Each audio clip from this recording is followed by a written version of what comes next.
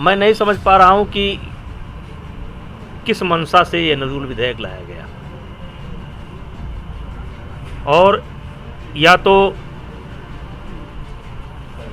बहुत अच्छे से जानकारी प्राप्त करने की कोशिश नहीं की गई, और जो मंशा दिखाया गया कि जो इस पर जो है सरकारी कामकाज होंगे या सरकार अपने उपयोग में लेगी। लेकिन जैसे गोंडा शहर है, ये पूरा शहर 70% जो है नजूल पर बसा हुआ है। आगरा है, अयोध्या है, यहाँ तक कि जहाँ तक मुझे जानकारी है कि अयोध्या के जो प्रमुख मंदिर हैं वो भी नजूल पर हैं। बीते दिनों मुख्यमंत्री योगी आदित्यनाथ के गोंडा आगमन पर कैसरगंज के पूर्व सांसद बृजभूषण शरण सिंह की अनुपस्थिति को लेकर एक बार फिर से चर्चा का विषय बन चुका है। आपको बता दें कि वहीं कार्यकर्ता भी उनकी अनुपस्थिति में मायूस नजर आए। हालांकि उनके बेटे सांसद करण भूषण सिंह व सदर विधायक प्रतीक भूषण सिंह बैठक में मौजूद रहे, लेकिन पूर्व सांसद की मौजूदगी न होने से राजनीतिक गलियारों में कयासबाजी का दौर शुरू हो चुका है। आपको बता दें कि वहीं बैठक के बाद मुख्यमंत्री सदर विधायक प्रतीक भूषण को अपने साथ हेलीकॉप्टर से लखनऊ ले गए, जो कह सकते हैं आमजन में चर्चा का विषय बन रहा है। लोग तरह तरह के कयास लगाते हुए नजर आ रहे हैं। 6 बार के सांसद बृजभूषण शरण सिंह ने अपने जो है राजनीतिक सफर के दौरान कई उतार चढ़ाव भी देखे हैं। निजी सचिव संजीव सिंह के मुताबिक पूर्व सांसद दिल्ली में हैं और उनके दोनों बेटे सीएम की बैठक में मौजूद थे।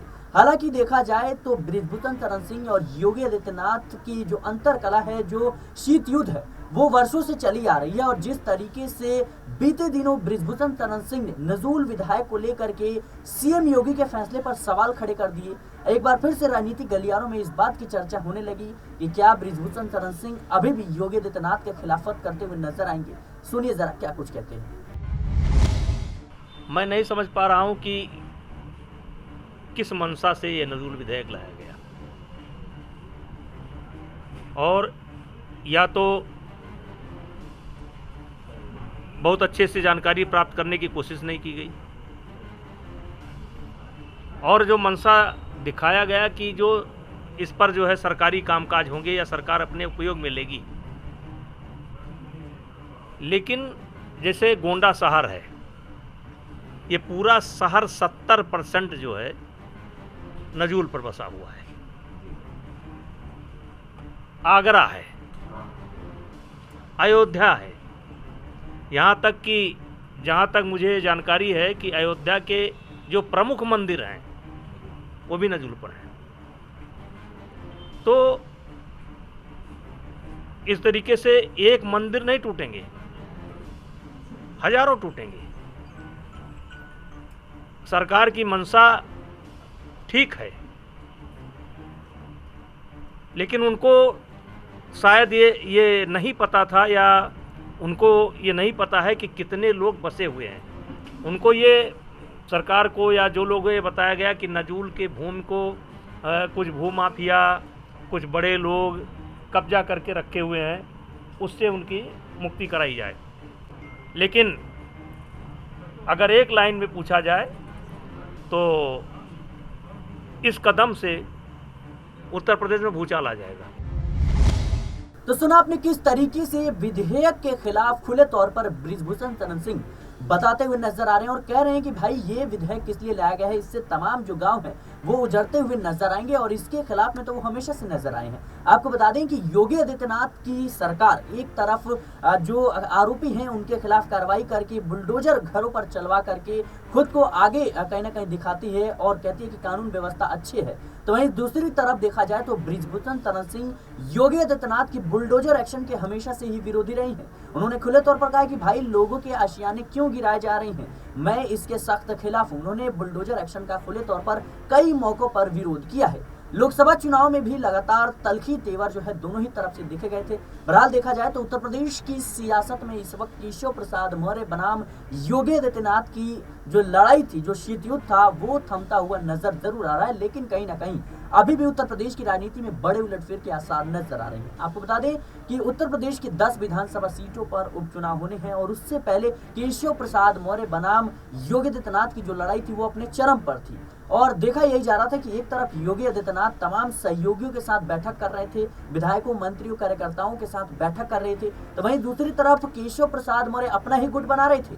उन्होंने तमाम सांसद और मंत्रियों के साथ बैठक की और जो कार्यकर्ता थे उनके साथ बैठक की। तो कहीं ना कहीं जो तेवर थे, जो लड़ाई शीतयुद्ध था, वो अभी भी उत्तर प्रदेश की सियासत में है। लेकिन इसी बीच बृजभूषण शरण सिंह का यह बयान अपने आप में कई सवाल खड़े कर रहा है। बृजभूषण शरण सिंह बखूबी इस तमाम तरह की चीजों पर नजरें बनाए हुए होंगे और जाहिर सी बात है कि बीते दिनों जिस तरीके से मीडिया कर्मियों द्वारा यह सवाल किया गया कि क्या आप जो है कहीं ना कहीं कह सकते हैं कि डिप्टी सीएम की कुर्सी संभालते हुए नजर आ सकते हैं, क्या डिप्टी सीएम आप बनना चाहते हैं? तो खुले तौर पर उन्होंने कहा कि भाई मुझे पता है कि भारतीय जनता पार्टी मुझे इस पद पर क्यों बैठाएगी। भारतीय जनता पार्टी के पास ऐसी मुझे नहीं लगता कि कोई मजबूरी होगी। तो कहीं ना कहीं बृजभूषण शरण सिंह ने इस बात को सिरे से खारिज भी नहीं किया कि मैं नहीं बनना चाहता। तो उत्तर प्रदेश की सियासत में इस बात के कयास लगाए जाने लगे कि क्या बृजभूषण शरण सिंह योगी आदित्यनाथ और केशव प्रसाद मौर्य की लड़ाई के बीच अपनी सियासी सफर को चमकाना चाहते हैं, क्या एक बार फिर से कमबैक करना चाहते हैं? क्योंकि आपको याद होगा लोकसभा चुनाव के दौरान बृजभूषण शरण सिंह जिस तरीके से विवादों में घिरे रहे महिला पहलवानों को लेकर के, उससे कहीं ना कहीं उनका टिकट करता हुआ नजर आया। उसी कारण भारतीय जनता पार्टी ने उन्हें दरकिनार कर उनके बेटे करण भूषण सिंह को कैसरगंज लोकसभा सीट से टिकट दिया। हालांकि वो जीत भी दर्ज कर लेते हैं, लेकिन कहीं ना कहीं बृजभूषण शरण सिंह खुले तौर पर उस दौरान कहते हुए नजर आए थे कि मैं अपनी जिंदगी में कभी भी चुनाव नहीं लड़ूंगा। हालांकि जब उनसे पूछा गया कि क्या आप डिप्टी सीएम पद जो है वो चाहते हैं, तो उन्होंने कहा कि भाई मुझे नहीं लगता पार्टी के पास ऐसी कोई भी मजबूरी होगी कि मुझे डिप्टी सीएम पद सौंपे।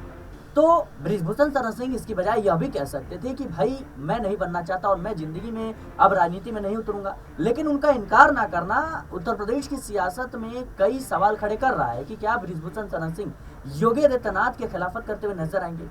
फिलहाल देखा जाए तो गोंडा में जिस तरीके से योगी आदित्यनाथ का दौरा था, वहां पर करण भूषण सिंह और तमाम जो विधायक थे वो नजर आए, लेकिन बृजभूषण शरण सिंह की अनुपस्थिति को लेकर के उत्तर प्रदेश की सियासत इस वक्त कई सवाल पूछ रही है और राजनीति पूरी तरीके से गरमाई हुई है। हालांकि देखा जाए एक समय हुआ करता था बृजभूषण शरण सिंह और योगी आदित्यनाथ आपस में मित्र हुआ करते थे, दोस्त हुआ करते थे, लेकिन राजनीति में कोई किसी का परमानेंट दुश्मन और कोई किसी का परमानेंट दोस्त नहीं होता और ये बात जो है बखूबी कई मौकों पर हमें देखने को मिला है। जाहिर सी बात है योगी आदित्यनाथ जो है सीएम की कुर्सी पर बैठ जाते हैं, उसके बाद से लगातार बृजभूषण शरण सिंह और उनके बीच दूरियां जो है वो बढ़ने लगती है। बृजभूषण शरण सिंह से जब एक इंटरव्यू में पूछा गया था कि क्या योगी आदित्यनाथ आपके नेता हैं, तो उन्होंने कहा कि मेरे नेता सिर्फ नरेंद्र मोदी हैं और उन्होंने कहा कि योगी आदित्यनाथ तो सिर्फ मुख्यमंत्री हैं, बाकी मैं कुछ नहीं बोलना चाहता। तो कहीं ना कहीं जिस तरीके से बृजभूषण शरण सिंह कई मौकों पर बयान दे चुके हैं, जाहिर सी बात है योगी आदित्यनाथ के खिलाफत जो है वो करते हुए नजर आते हैं। बहरहाल इस रिपोर्ट को लेकर आपकी क्या राय है, हमें कमेंट बॉक्स में जरूर बताएं। क्या वाकई में बृजभूषण शरण सिंह अब उत्तर प्रदेश की सियासत में मौके को देखते हुए चौका मारते हुए नजर आएंगे? इस रिपोर्ट में इतना ही। देश और दुनिया की तमाम खबरों के लिए बने रहे नेक्स्ट टाइम पॉलिटिकल बाइट के साथ।